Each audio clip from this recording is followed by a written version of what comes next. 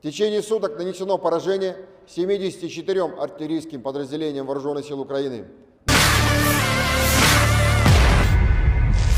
Вооруженные силы Российской Федерации продолжают проведение специальной военной операции. В этом направлении в ходе огневого поражения противника за сутки уничтожено до 35 украинских военнослужащих, 4 автомобиля, а также 2 гаубицы Д-30.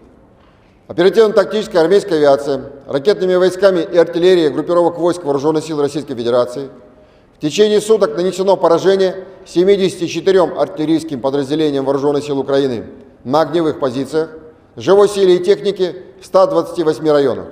Авиация ВКС России в районе населенного пункта Дружковка Донецкой Народной Республики сбит самолет Су-24 Воздушных сил Украины.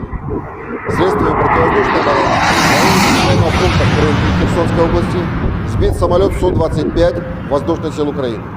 С начала проведения специальной военной операции уничтожено 398 самолетов, 217 вертолетов, 3356 беспилотных летательных аппаратов, 410 зенитных ракетных комплексов, 8205 танков и других боевых бронированных машин, 1055 боевых машин реактивных систем залпового огня, 4294 орудия полевой артиллерии и миномета, а также 8780 единиц специальной военной автомобильной техники.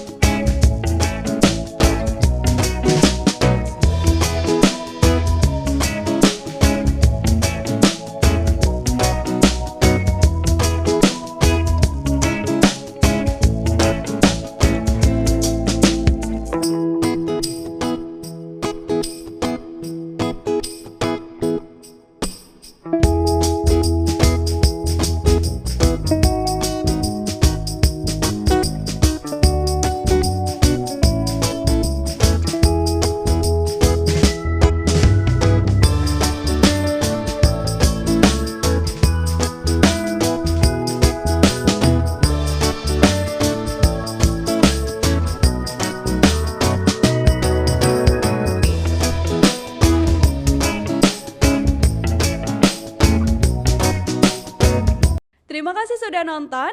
Jangan lupa like, subscribe, dan share ya.